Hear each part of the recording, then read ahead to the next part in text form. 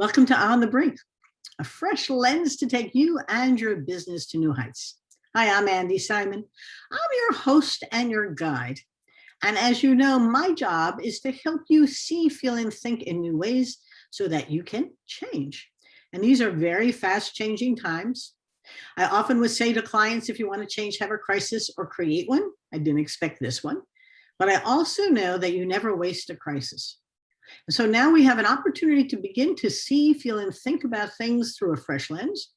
People are asking me, when's the new normal coming?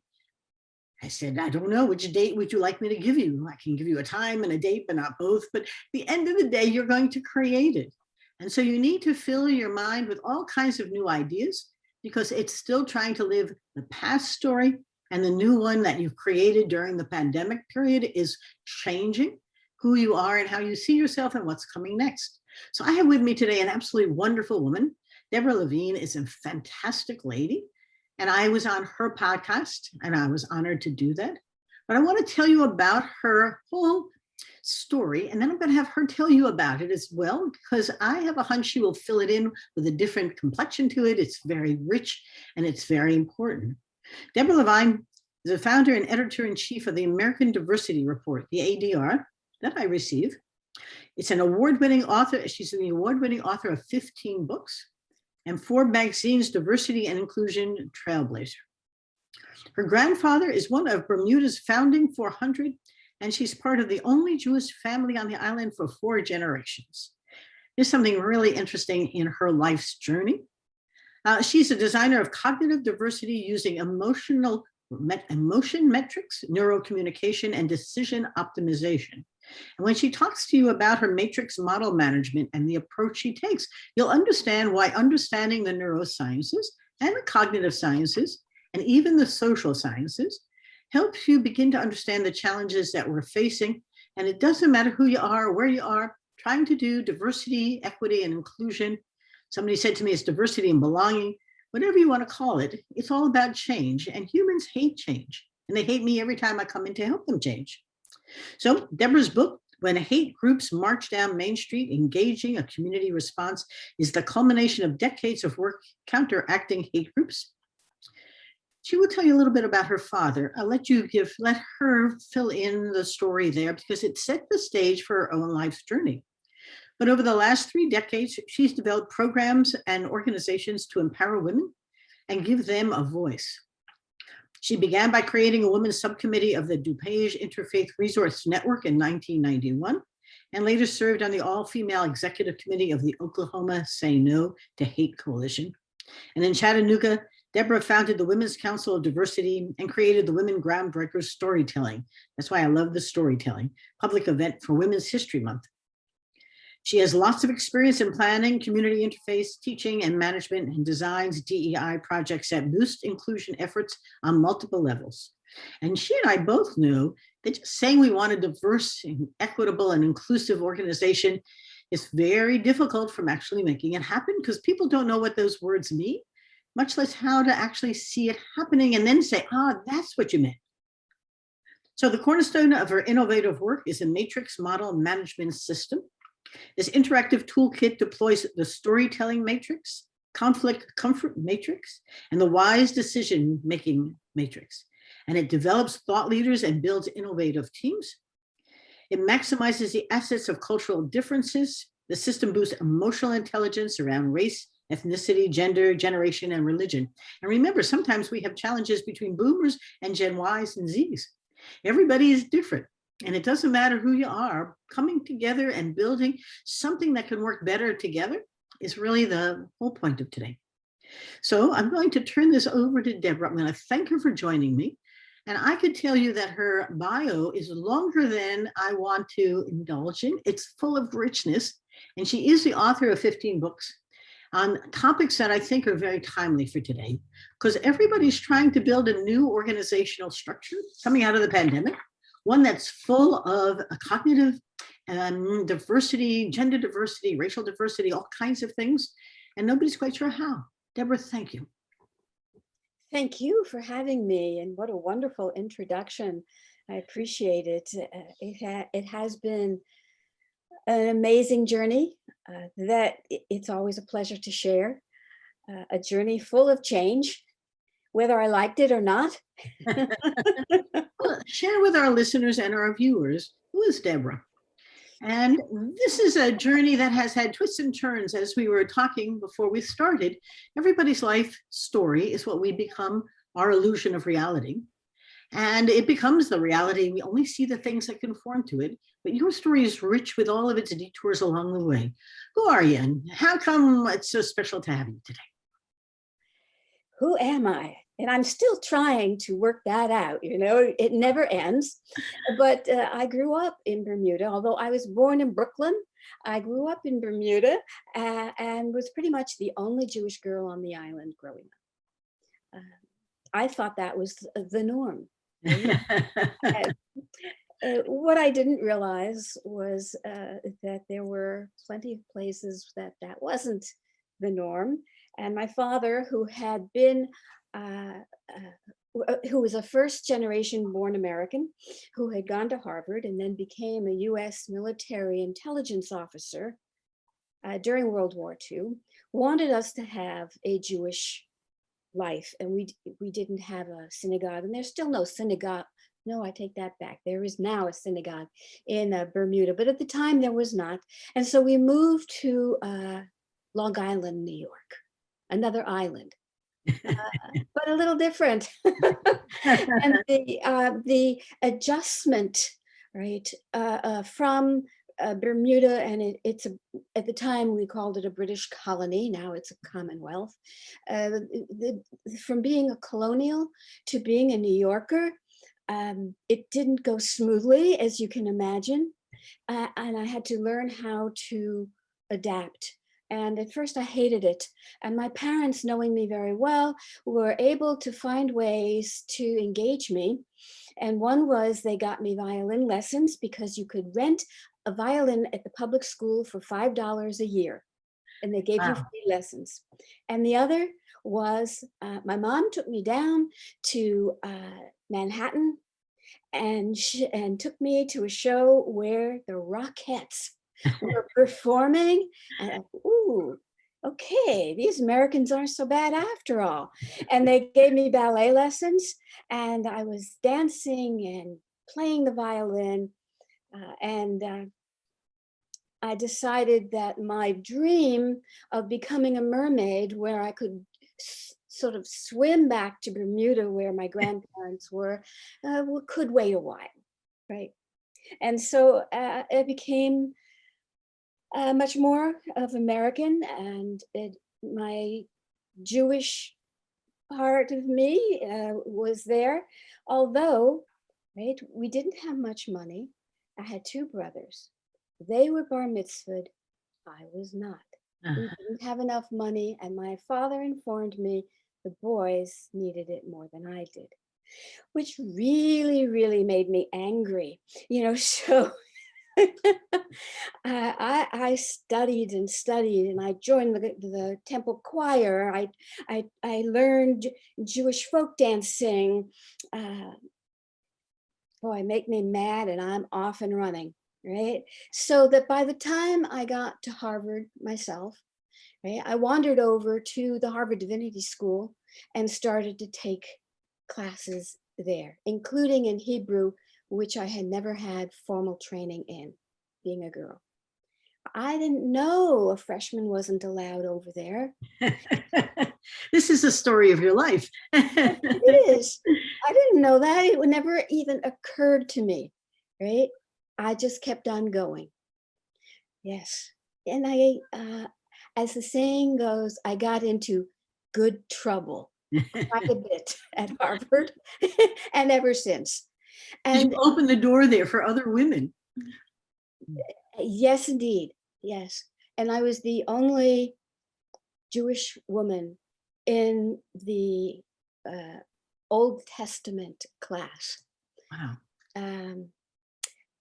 That's where I got into the good trouble. Yeah. So it's interesting that I never saw it like that. I was just being me, right? And how come these weird things kept happening? And sometimes I think it's just coincidence. And then sometimes I think perhaps this is divine intervention or some sort of divine sense of humor, right? That puts me in these places. I was at Harvard when it joined Radcliffe, which was separate female Yes. college for a century or more. And I was there when they merged, and it wasn't so smooth, right? Well, there weren't any ladies' rooms in the all-male library, right? So that was one of the interesting stories right there. But you know, you take things day by day, and you study, you do what you have to do. You have friends, you have people who support you, you have people who think you're crazy. That's okay. Maybe it's a must when you're an innovator and creator. Yes. And you move on. Now, having said that, I got very ill, and I had to finish that degree at New York University. The strange thing was, it was at Greenwich Village in the 60s. It, Your timings were perfect. I got to see things hippie style that most people never would, certainly not at Harvard. Oh my goodness, it was amazing. And then I lived at home, and my parents said, now go get a job. And I got a job. All I could get was as a secretary in the garment district, the historic garment district of New York City. Little did I realize how historic that would be, Mhm. right? And how it would shape me, and taught me how to make coffee, because I never had to do that before. And as a secretary, that was key. I was never very good at it, let's face it. So you keep on going in life. And the choices that you make are sometimes at the time, they don't seem like they're particularly interesting, or they get you where you want to end up going. But nothing goes to waste ever. Yes. Ever. And so I started at that time um, to to study some more, to think about being an urban planner, to try and do all kinds of different things with my life. What should I do, really? I was still young, although my health was iffy. And then my family moved to Cincinnati. Uh-huh. And my father, before he retired and became the chief financial officer of the American Jewish Archives there, he was in retail management. And so we moved, and it was there that I thought, I have nothing anymore. Cincinnati, Ohio, to a New Yorker? Yeah. So the interesting thing is, I started to actually go into urban planning and get a master's degree. Uh-huh. I went back to dancing. We had a folk dance group on Saturday nights at the university. I met my first husband, right? I started helping international students adjust to American society. I got hired by someone from China to do exactly that. And eventually, when I again had problems with my health. I did not finish the degree. Again, I thought life was over, but I took a job uh, as the executive director of a nonprofit for the university. Fell in love with being a nonprofit director and have done that ever since, off and on for decades. Loved it. And the interesting thing was, at the same time, I created my own business as Uh-huh. an entrepreneur, because creative people just have to do creative things, right? And if I don't see it, I gotta create it. So I created a dance studio, ballet. I taught, and you're going to love this, I taught in a school for the blind and the deaf. Ballet. Ballet, especially for the deaf, was my favorite. And it was my first time when I applied to the city for a grant, handwritten, right, to help my students get costumes. Wow. And I had them give an actual performance. I still have the photos from it. And it was wonderful, especially since I was at the time pregnant. Oh, well, I hadn't quite been planned, but we persevered. And it was amazing that given my health issues, I was able to have this beautiful, beautiful little girl. We named her Rosie. And how fortunate I felt in many ways. Unfortunately, however, the downside, at the same time my mother was, as I came home from the hospital, I found that she had been diagnosed with cancer. And so I had both the new baby and the dying mommy. And this is what life is about, though, and how your brain adjusts to sort of like opposites, and has to, especially when that husband decided to kind of leave. And I had to make some choices then. What was I going to do? And I did follow him after all, but I completed that urban planning degree. Not only that, but because I didn't see what I wanted, I designed it myself for arts and culture and the economic impact of the two on communities in the urban world. And I pushed it through the University of Illinois at Chicago. And they approved. It didn't occur to me at the time that that was unusual. But it also was important. I mean, the whole concept was absolutely important. So it's interesting listening to you, because the recurring theme is that you see a hole, good entrepreneur, and you're quick to figure out a way of filling it, both for personal and for a professional, but also for community benefit. This is so exciting. Yeah. Where did that take you? That took me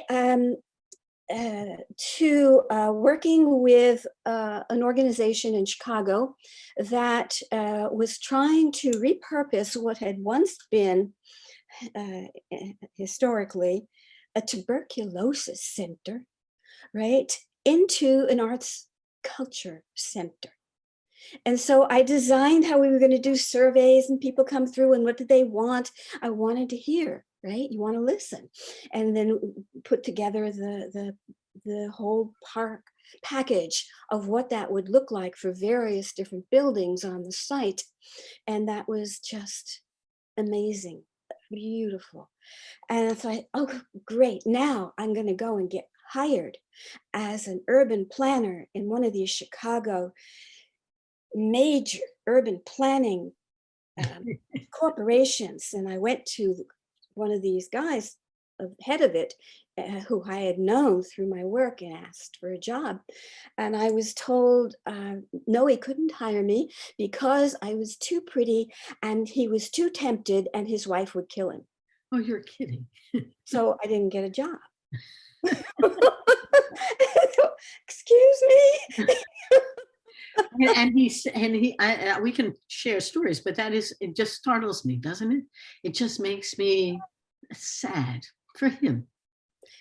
Well, it was horrifying. Here I was with a toddler and a need for a job, and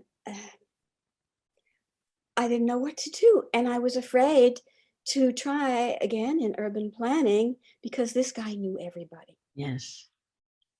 So I saw that there was a job opening with the American Jewish Committee in Chicago for somebody who would do sort of a political oversight. And I thought, this might be just perfect. I have a few things to say here. And so I went into the job, And they said, well, we think you'd be better for a different job. And I said, well, what would that be? And they said, we think you'd be perfect for being the director of interreligious affairs. And I You said, are making yourself up as you grow up. excuse me? And why would I do that? What are you thinking? They said, well, you grew up representing as the only Jewish little girl on the island. You were the only Jewish girl in Harvard Divinity School, right? Harvard Divinity School, and you worked with people who are difficult. And I said, yeah, but that was a long time ago. He said, and then they said, and nobody else in this office wants to touch it with a 10-foot pole. Oh, I love it. Deborah, I love your story. It's just bold and courageous and humble and modest. It's just beautiful. Wow. Oh gosh, it was funny. So I had all this time, I'm sitting in this office, not knowing what to do. And this very tall gentleman appears at the door, dressed in priestly garb, holding a book, and says to me, you're going to need me. I said, I have no idea who you are, but I'm sure you're right. So it turns out that this was Father, Dr. Reverend John Polakowski. And he was Polish American and one of the founding members of the United States Holocaust Museum Commission. Wow. Yeah. How lucky could you be? Exactly. I don't get it. So John became my mentor, among others. Some of the Catholic sisters, nuns, took me under their wing. They saw pitiful and they helped me. And, I blossomed. Yes. What a growth moment. Oh, amazing.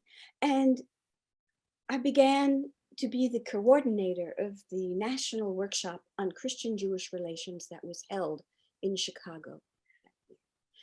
And it was wonderful to be able to talk with all these people and organize it.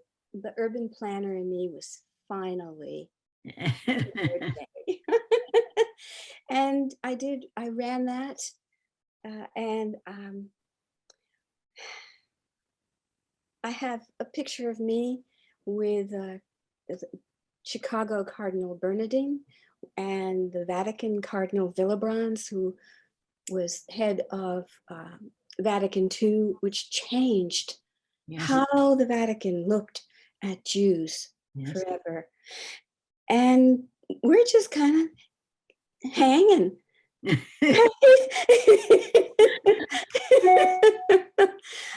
feel so fortunate. It was really a transformative moment. Among many, exactly. And the amazing thing about something like this is that while you may feel you're overwhelmed, others are looking and they're saying, she's doing this great. And so then I got a request from the publishing arm of the Catholic Archdiocese to write a book. No, to write a chapter in a book. And they'd pay me. I said, okay. And they'd help me. And they started me on my writing career. Yeah. And it wasn't the only thing I'd ever written. I had actually gotten a fellowship, postdoctoral fellowship, go figure, for writing on Baroque history of dance.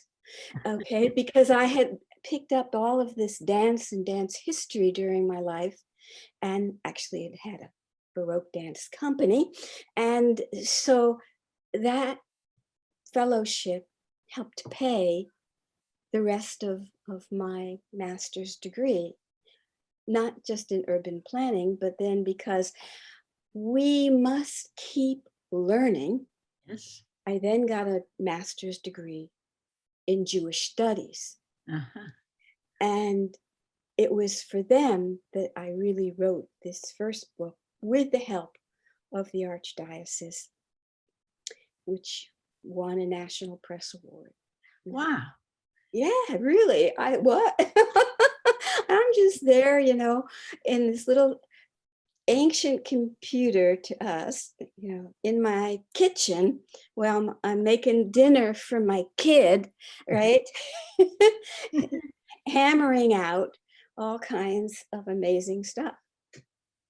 What's interesting to me as you're telling this story is it's humble and modest, but part of it reminds me of the power of serendipity. It isn't as if, sure, you wanted urban planning because you sort of imagined it would give you a way of making a difference. But everything sort of bundled together gave you a bunch of experiences. And then by chance, you ended up trying to get one job and getting another that leads you in places you have no idea where you're going. It's not as if you're on a journey that's clear in the destination and you want to move up a corporate ladder to become president or CEO of something. You really aren't sure where it's going, but you're trusting that it's taking you some good places and your instincts tell you this is good, let's try it. And you're entrepreneurial enough to say, sure, what's the worst that can happen? Let's give it a shot. I can do this. Why not? I don't even know what this is, but it's going to. We sort of make it up and people see you as a success who knows what they're doing. And you're saying, I'm clue. I'm figuring it out. And we've all been there. It's so interesting to listen to you. And let's put also that there was an emotional component to that. And as my mother was so sick, the idea that her daughter would take a job working for the Jewish community was something that meant a lot to her. I bet it did. So I did it in part, for her. Mm-hmm. It turned out, though, amazing for me. And it was, and one day I took my daughter, who was about that time, she must have been about 10, to work with me for Mother-Daughter Day, right? And I had her sitting there and I said, okay, hon, you just put the paper clips on all these things. I'll be back to check on you. So I go back to my office and my boss comes in and he says, can we hire your daughter? You see, she's very organized and very purposeful and we need some help like that. I said, sure. He says, okay, I'll pay her $5 if she'll collate all this stuff. So my daughter got her first job. Oh, I love it. You see serendipity again. It's just not intentional. I'm not going to go get her job. I'm just going to bring her to work with me. And she shows her style and skill. And next thing you know, she's got a job coming together. Wow. But you've taken your interest into places well beyond simply writing some books or organizing events. It led you to, I don't know, see a bigger picture of the problems to be solved in the ways that you could help solve them. And if I'm not speaking inappropriately, I think that there's part of the next step in your journey to really be transformative. Am I right? Absolutely. So, for example, you mentioned in your introduction that I created the women's subcommittee of the DuPage Interfaith Resource Network. The reality is I created the whole thing. I did not see at that time in the 1990 interfaith at a community level the way I felt it should go, Yes. right? So I created it. Right? Why not? It's not there. I can, what the heck? Let's make a difference. By the way, I believe it is still ongoing. Wow. Because one of the things that I wanted to make sure when I created something was its sustainability. No, overnight success that just disappears the next week. That's not me. I want to make it so permanent, right? That people, the next generation and the next generation, right, will pick up on it and carry it through. But the legacy comes from that persistent, consistent concern with quality of what it is. We're doing this not for a gig. It's not about me. It's how do we have a multiplier? What are we going to do for the community? Yes, exactly. How is it going to impact long-term when I'm no longer able to be there, and I wasn't, I moved on. I Yes. became head of Jewish federations, first in Rockford, and then I decided to take the job as the community relations director for the Jewish Federation in Tulsa shortly after the Oklahoma City bombing, because I wanted to see what was going on. Yes. And it was then when I started, having to deal with the neo-Nazi movement and being trained by the FBI and security. That was the time when my father told me what he had done. And Ah, he did not want to talk about it otherwise. And okay. he jumped on a plane from Cincinnati, come to Tulsa to make sure his daughter was okay. And when I heard what he had done, I put him on a radio show. Daddy, speak up. And he didn't have much choice, poor sweetie. And so I But he had, did. He opened up at a time when it was appropriate, huh? yes. And that's when he told me that he had all his letters from the war and my Wow. mother's letters to him in a file cabinet in his closet. And that's when I realized I had I had an archive that I was responsible for. I felt responsible for. And that has shaped a lot of my work in diversity so much, because you feel that responsibility, but you also have this sense of history Yeah. so much larger than many people do, about how it looked. I remember reading in one of my dad's letters saying he could tell the political leanings of the people he was in the home of in Germany, just by looking at their bookcase and what they were reading. And I said, pretty much, and nothing's changed. And so, this has been something that is one of the reasons I write so many books.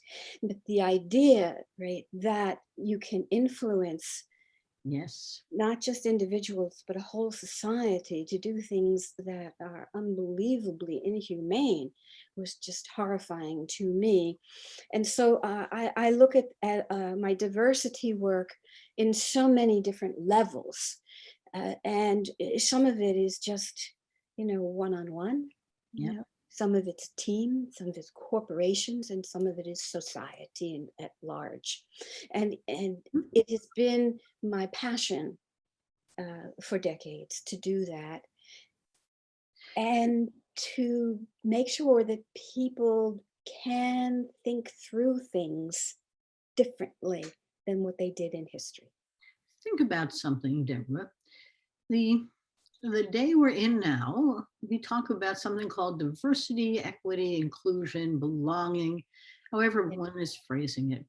And Yes. press is on, particularly for business, to create a workplace that is able to recruit, retain, and develop a variety of people from different backgrounds. And sometimes the argument is that you'll do better as a business, or it's our responsibility to our communities, or whatever the reasons are. But as you listen to your own life, and I have not exactly the same, but a lookalikes as we went along. We were laughing about holding hands and singing "We Shall Overcome" with the National Conference of Christians and Jews. And um, it's been an interesting uh, society that we've grown up in, because coming after the Second World War, we were trying to build something that was inclusive and something that we respected each other and understood our differences. And we're still trying. Years are going. But it has been a catapult for us to try and find a way to help people make it actually happen. And as I said to you, I've often worked with companies to help them change, only to realize that they didn't know what those words, diversity, equity, and inclusion, actually meant. And gender bias, they don't even know the words coming out of their mouth and what implies for a woman who is different from them. A woman, or a woman of color, or a woman who's an Asian woman, it doesn't matter. And I was EVP of a bank, and I could watch all kinds of dynamics going on, both in the conference rooms where if a woman spoke, nobody heard her. And if a man spoke with the same idea, we've all seen the literature. Well, it's true. I watched it happen. I'd sit at board meetings. There were 49 men, of me and a nun. We didn't say much. But it's a time. So talk today about the changes that you see happening your matrix method or others that you're brought into the market? Because I think that the power of your story is what it's doing now to help people actually achieve some of the things you've been, I'm not going to say preaching, but aspiring to, because you know that if we don't, we're all going to be struggling with the separate but equal. It doesn't work. I mean, this is time for us to build a new society for our children and their children. Your thoughts? So I've been very fortunate to be here in Chattanooga, which is a small southern city in Tennessee, at a time when Volkswagen decided to place its first and perhaps only American plant here in town. And I got a question from one of the people at the local community college, and they said, "Do you think we're ready for this?" And I said, "No." So what are you going to do about it? And so I created a global leadership class. And in doing so, I took some of the research that I had done through the Women's Council on Diversity a little earlier and started to create worksheets and presentations that would give people a broader view of the world and give them the ability to process big data, basically, which is something that in this small city really hadn't been needed. Yes. And so I ran this class for the community for several years, and out of it created this matrix model management book, which is also has a workbook, and so it's been field tested many times over, and its current version is actually called the Unbiased Guide for Leaders, because I used what was then called implicit bias in modeling this, right? And not, perhaps I had some vision that unconscious bias would be a thing coming up, and sort of embedded in the process of the matrix model management system, the neuroscience that enables us, right, to deal with some of these biases. And, I have as you can see, a sort of storytelling mode of operation that's rather, how can I put it, not intimidating particularly, which is helpful for people who are scared. They get frightened. I don't blame them. They're just about jettisoned into an entire new world. And it's not so, comfortable. The thing about it is, what people don't realize is my storytelling, while it's definitely comes from a sort of ancient British colonial history of teaching children through storytelling, which actually my mother has published about in the 1940s. The science of storytelling is what I studied at Harvard, right? Folklore and mythology. How does it work? Why has it been with us for thousands of years?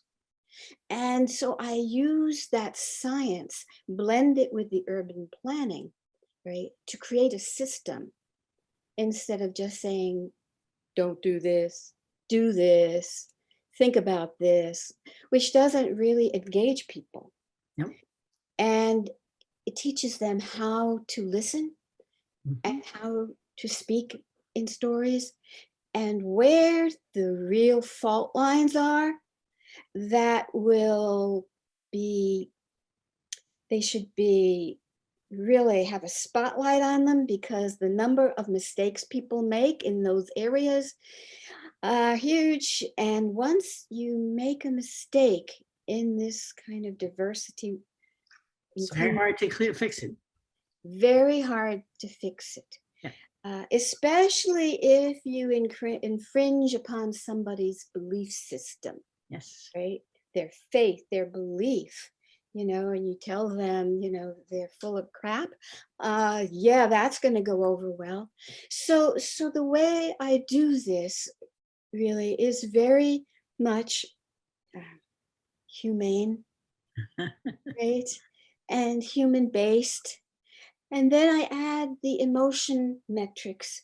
I wanted people to be able to measure how they feel. Mhm. Sometimes people just say, well, it's better to be uncomfortable and outside the box, and I'm thinking, Well, with maybe it is, but it really isn't. well, here's where I didn't share this with you, but um, back in high school days, I was actually in advanced math and studied computer programming back in the 1960s, became an IT manager in the 80s. I understood matrix algebra, and the way I look at math numbers is different than most people, and I use that, right, to bring that emotional intelligence to a point where it's it's not so scary, and Yes. you don't need to say, well, think outside the box. Yeah, well, now I ask, how far outside the box do you want to go? And people go, huh? And that's what I teach them. You got to have specifics in this life, not just the same old blah blah blah. So then if you go through this progression, you get then to the decision making, the wisdom, Yes. right? And we look at what that means instead of, and I love it that people are full of energy and they want to leap to the decision making immediately, but then they wonder, why isn't it working out? Why aren't these people staying? Why don't they even like me? Right? It's true. And they have no idea because they are certain they are certain. And they try to do the right thing. Yep. And I remember my Aunt Selma saying to me, the kiss of death is someone saying, oh, but she meant well. Well, hoop is really, I mean, it's an interesting application of all that you've both experienced and learned and applying it now. I suspect you're very busy. Are you finding some patterns? What do you see coming as we are trying so hard to be transformative? We're changing our whole culture. Yes. And the conversations are coming a little at a time, very little, and it could easily go backwards faster than fast. And I have a friend who's CEO of a large company in the educational business. And after the George Floyd, and she's up in Minneapolis, she realized that she hadn't really focused on building a diverse, integrated workforce. And so she has full charge ahead to make sure she's got 50-50 men and women, people of color, both men and women. But now she's building conversational intelligence around how do we speak to each other with a we word, not an I word? How do we begin to see each other as part of a bigger whole, not as adversaries? And she said, this is hard. I said, well, you're just changing the whole culture. I mean, and you don't know what it is now, but you're going to make it a better one, because and how will it feel when it's better? To your feeling point, we decide with the heart, not the head. And if I feel safe and I smile coming to work every day, we're making progress. And if I feel uncomfortable, threatened, and the human mind hates the unfamiliar, it wants to go to a place that's safe and familiar. And what you created is something most unfamiliar. And I'm not quite sure how to be successful there. I don't even know what success means. All the words have lack of meaning. So what do you see coming? I think people are on the right road as they try to reshape, the workplace, the work culture. Uh, but they frequently end up on the road uh, without the appropriate vehicle to take them anywhere. And so they kind of wander a bit lost. And they find that the old ways of dealing with diversity, equity, and inclusion aren't working. Right? And they're struggling, and I get all kinds of requests, RFPs, for can you reshape what we're doing? And it's fascinating that it's across every sector. Yeah. government, nonprofit, corporate, community. It's not, no one needs to feel alone in this. Yes. And one of the things that that I benefited from here in Chattanooga, in starting almost from scratch Yeah. to create this new global world, it was that I had the opportunity to really listen and hear and measure for it, uh, and and put it into the urban planning system of mission, goals, objectives, benchmarks, Yeah. delegation, tasks, and the doing that uh, is is key, rather than trying to exist on a hope and a prayer. Yes. So it turns out I actually did a series of videos for a young entrepreneur in Uganda, to help him Yes. put together new things. So it's happening all over the place, and to fashion how he was going to share what he was doing with people to bring them together on it. Yeah. And so the process can be a bit more complex than most people think and want. Right? They want simple. They take a pill, and so Well, we're just crossing an aardvark and giraffe who want it to live, and we don't quite know what that new thing is going to look like, and we're not even sure it's going to mate, but it's got to live. and that's where the matrix process, the system, comes in, because it takes you through the different um, sort of areas that you need to Yes. get to where you want to go. And what I've done with it is I've tried to make it fun. If people are having fun, they will. So far, I know. And why They, not? I mean, we learn better when we're having fun. It's a game. exactly. You know, I often tell people that change is a little like playing one theatrical role. I mean, you've been in theater, and you all know Macbeth really well, and tomorrow you have to play Hamlet. And if life is nothing other than a stage, which is what it is, you don't have the script, you don't know where to stand on stage, you feel awkward saying your role, your lines, you haven't had much rehearsal time, and somehow we're going to push you into a new play and hope you get applause. It's unkind. And so the metaphor makes it seem, I get it. Well, if Robert Redford can play different roles, so can you. But we now have to write the script. And if you write your own script, I find it works better than me writing it for you. You know, you don't have to read someone else's play. You could, but when you write it yourself, you really realize, I know how to do this. And it builds that comfort. And then if we make it a staged event, it's so much fun because everybody has their script and they are laughing about it. And all of a sudden we get applause. But the metaphor is important because we have to take the pain out of change, and the brain hates to change. So it's really interesting. Deborah, we're just about at the end of this delicious conversation. A couple of things you don't want our listeners to forget. They often remember the ending even better than the beginning. And so one or two things. All right.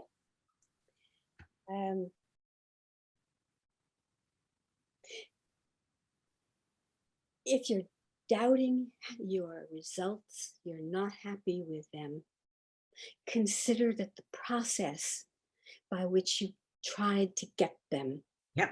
right, may need some work. Right? Yep.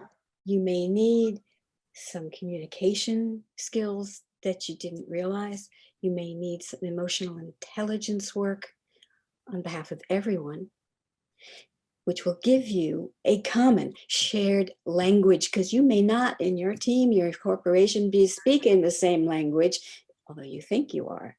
And then take a look at the decisions and how they fit in to your mission and goals. I would add to yours one that I've been preaching, and that's listen. We tend to jump with answers, but we haven't listened carefully to know what the problem is we're answering. And listening seems to be in much need these days. Everyone wants to show how capable they are of solving a very complicated problem. And I don't care how you call diversity, equity, inclusion, or we shall overcome, but somehow we're changing our relationships with each other without a lot of practice. And so patience, consistency, and take a look at how the conversation is evolving. Step back, be an anthropologist. Take a look at what's going on. Don't assume you know much of anything, because people will make up great things. And my last thing, Deborah and I talked about storytelling. Humans are storytellers. We live our story. That science of our story is our secret of success. That's how we lived. And we lived by telling the same story one generation to the next. Even your father coming out to Tulsa to tell you his story was an important storytelling. And so now we're changing the story and we're making up the parts as we go. Think of it as a movie set, and you're writing the next scene in this wonderful movie, but you don't really know. And I will add that I have been encouraged not only to tell the story, but to write a movie script about my life. And Yes. you are encouraging me right now to keep on going. It's not easy. So what? Well, and at the end of the day, you've had a serendipitous life. And if somebody is suggesting it twice or three times, I like three dots, it's coming from someplace. There's a path through our life. Who knows where it's taking us, but it feels right, like it's time to write that movie script. And I bet there's some movie class in some school that's going to come back together after this pandemic and want to create a movie about it, even if it's not, maybe it's Hollywood. But I think that there's more energy coming out of the Sundance film festivals and all the small ones that have great documentaries as well as novels. This has been such fun. Deborah, if they'd like to reach you, where is the best place for them to get a hold of you? They can go to AmericanDiversityReport.com and look at my books, my workshops, and all the people that I publish for the past 15 years. Or they can go to my brand website, DeborahLevine.com. And either way, contact me, send me a message, ask me a question. Let's go. Terrific. And I will say thank you, forgive me, to our listeners and our viewers who have come. And I'm going to wrap us up quickly because my voice is going. It's always fun. I love to help you get off the brink and soar again. So remember, my new book, Rethink, Smashing the Myths of Women in Business, is just doing gangbusters. The reviews are wonderful. And I really love the review one man gave us. He said, now my 17-year-old daughter, a minority, has a book to read that gives her hope that she can become the best that she can be. I couldn't ask for more, because that's exactly why I wrote the book, to help people have role models, stories like Deborah's, where they can be inspired to become the best that they can be. And it's time. So don't forget, I love your emails at info@andisimon.com. And I have so many good things coming out. In May, we will be having a launch of a new program called Rethink with Andi Simon to help women in particular rethink their life stories and their journeys and begin to see how to change that story so they too can get past. You know, Deborah and I have been talking, but the number of women I'm working with as a coach who are stuck or stalled is disturbing to me. And others are coming. It's a time for us to really pause and rethink where we're going and how to get us past that hurdle that can make us really soar. It's a time for purpose and passion. And I hope you've enjoyed our conversation today. I've had Deborah Levine with me, and it's just been special. So On the Brink says goodbye. Please stay well, stay happy. And it's been such fun to share with you again. Bye-bye now.